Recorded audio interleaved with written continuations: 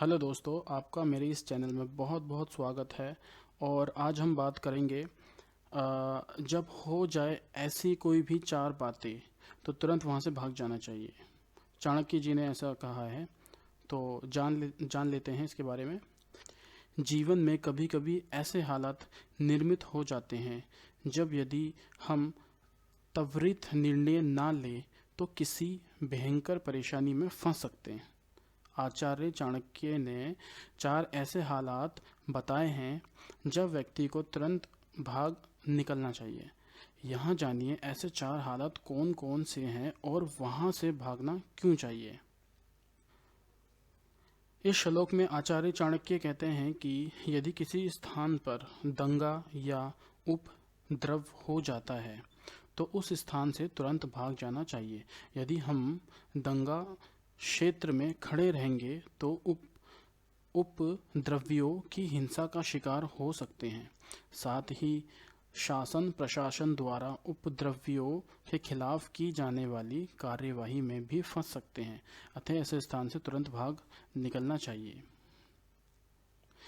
इस श्लोक में चाणक्य कहते हैं कि यदि हमारे राज्य पर किसी दूसरे राजा ने आक्रमण कर दिया है और हमारी सेना की हार तय हो गई है तो ऐसे राज्य से भाग जाना चाहिए, अन्यथा शेष पूरा जीवन दूसरे राजा के अधीन रहना पड़ेगा। यह हमारे प्राणों का संकट भी खड़ा हो सकता है।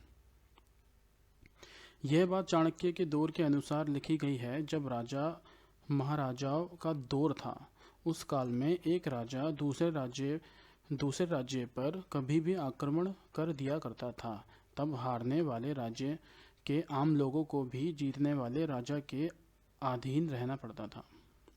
आज के दौर में ये बात इस प्रकार देखी जा सकती है कि यदि हमारा कोई शत्रु है और वह हम पर पूरे बल के साथ एकाएक हमला कर देता है तो हमें उस स्थान से तुरंत भाग निकलना चाहिए। शत्रु जब भी वार करेगा तो वह पूरी तैयारी और पूरे बल के साथ ही वार करेगा।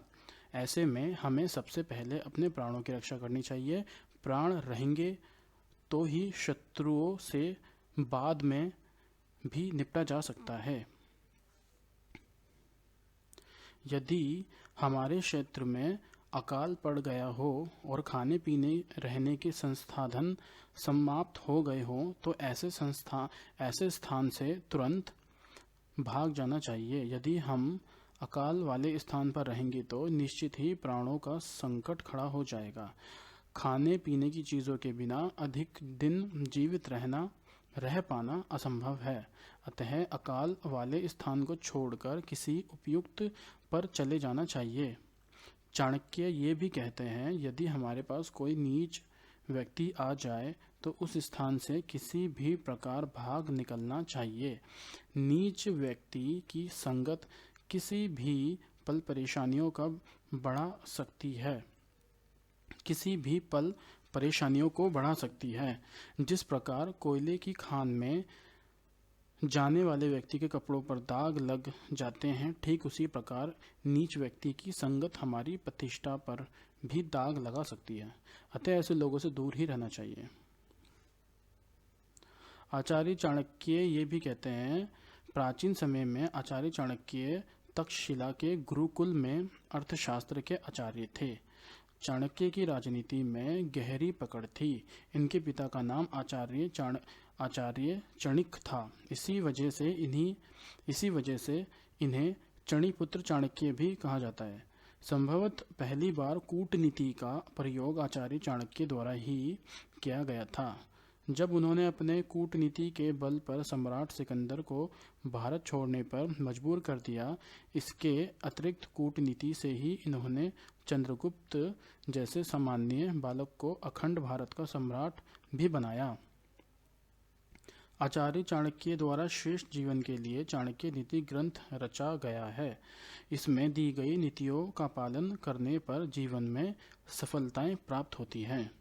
तो ये था अभी तक जो चाणक्य ने बताया है, और आचार्य चाणक्य ने जो बताया है, ये चार बातें।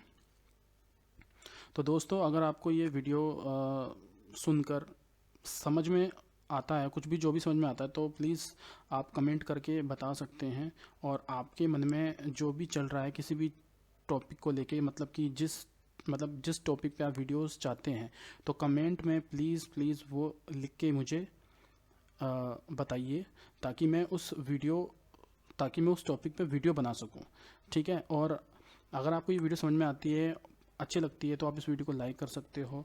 नहीं अच्छी लगती है, नहीं समझ में आती है, तो आप डिसलाइक भी कर सकते हो। ज़्यादा अच्छी लगेगी तो आप दोस्तों को शेयर करना ना भूलें।